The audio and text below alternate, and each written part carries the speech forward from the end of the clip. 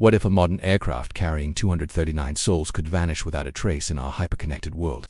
On March 8, 2014, Malaysia Airlines Flight 370 departed Kuala Lumpur at 12:41 a.m., bound for Beijing. Everything seemed routine as the Boeing 777 climbed to its cruising altitude of 35,000 feet over the South China Sea.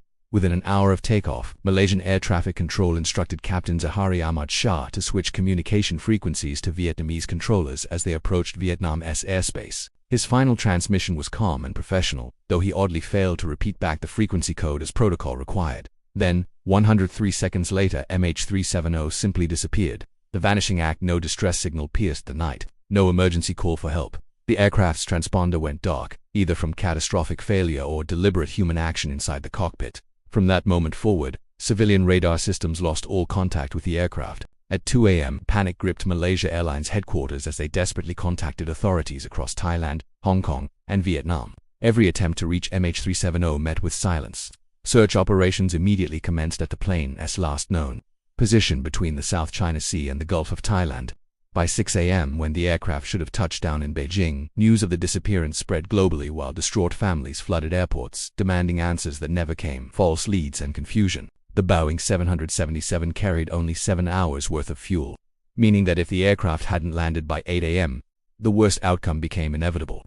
Initial reports flooded in from multiple sources, each more confusing than the last. An oil rig worker claimed to witness an explosion-like flash over the South China Sea, while Vietnam's Air Force discovered 2 large oil slicks that laboratory analysis later attributed to maritime vessels. 3 separate pilots reported spotting debris-like objects floating in the ocean. Reports emerged of passengers' mobile phones ringing when family members called them, with one call allegedly connecting briefly before cutting out. 2 passengers traveling on stolen passports initially sparked hijacking theories, but investigators determined they were simply asylum seekers with no terrorist connections. The satellite trail without physical wreckage or black box recordings, investigators turned to an unlikely source: routine satellite communications from Inmarsat. These automated signals, called handshakes, continued transmitting hours after MH370 vanished from radar screens. Engineers analyzed signal travel times, calculating the aircraft's distance from satellites while estimating its speed and remaining fuel capacity. Their groundbreaking analysis revealed something extraordinary. MH370 had continued flying for several hours after its disappearance. The calculations produced a potential flight corridors: a northern route towards Central Asia, or a southern path deep into the Indian Ocean. Military radar data from multiple nations ruled out the northern corridor, as no country detected the aircraft crossing their airspace. The Southern Ocean theory: 7 distinct satellite signal arcs were detected, with the 7th and final arc indicating MH370's direction pointed southward.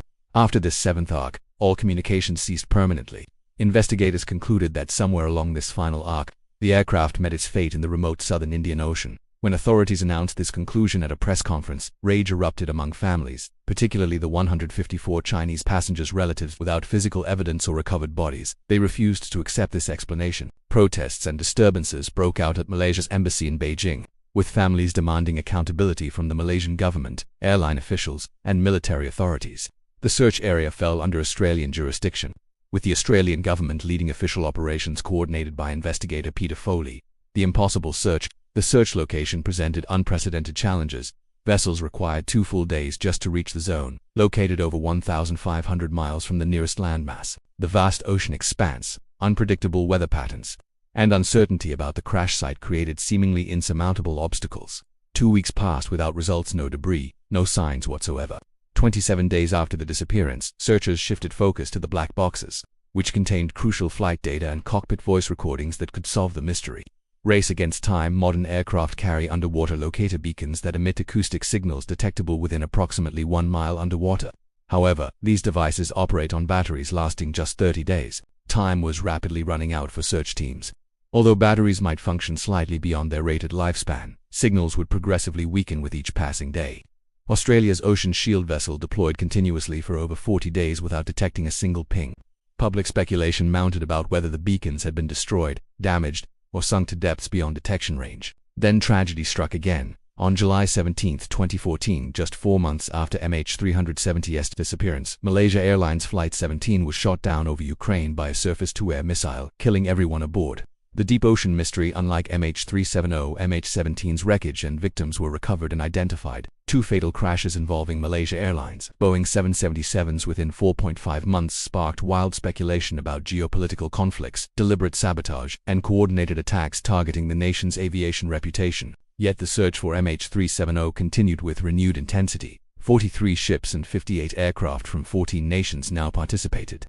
The southern Indian Ocean presented extraordinary geological challenges, with seafloors featuring underwater mountains rivaling the Grand Canyon's scale.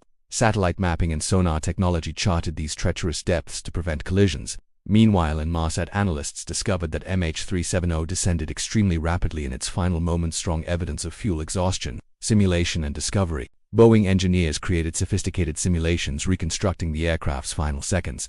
Their models showed one engine failing first, with autopilot struggling to maintain balance before the second engine died.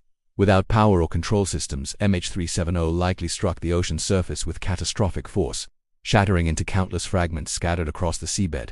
These findings allowed investigators to narrow the search zone from 463,000 square miles down to 23,000 square miles. Underwater teams examined approximately 80 locations showing evidence of man-made objects. Each investigation ended in disappointment. No trace of the missing Boeing 777 emerged from the depths. First physical evidence hope flickered briefly in May 2015 when teams discovered metal debris on the ocean floor, only for examination to reveal it belonged to a sunken cargo vessel. Then, on July 29, 2015, everything changed. Beach cleaners on Reunion Island, located 3,000 miles from the primary search zone, discovered aircraft wreckage covered in barnacles. Boeing confirmed the serial numbers matched perfectly. This was MH370's right flapper, on the first physical proof that the aircraft had indeed crashed in the southern Indian Ocean.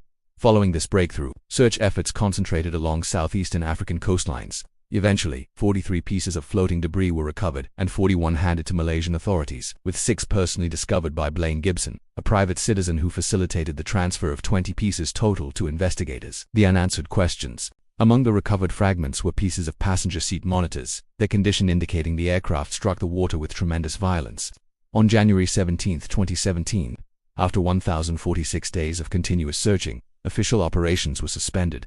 By May 2018, Malaysia's government announced it would no longer support new search initiatives. For years, MH370 remained lost, its final resting place and the truth behind its disappearance still shrouded in mystery. However, hope has been rekindled.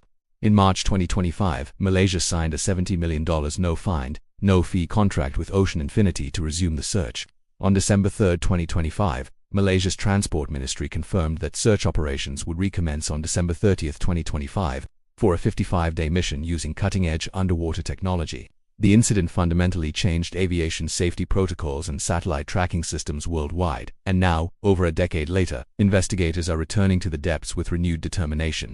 Before you go, we'd love to hear from you. What's your theory about what happened to MH370? Share your thoughts in the comments below, and if you found this documentary compelling, please subscribe to The World Documentaries, hit that like button, and share this video with others interested in unsolved mysteries. Join our community as we continue exploring the world's most fascinating and perplexing stories. Your engagement helps us create more content like this, bringing you closer to the events that shaped our modern world.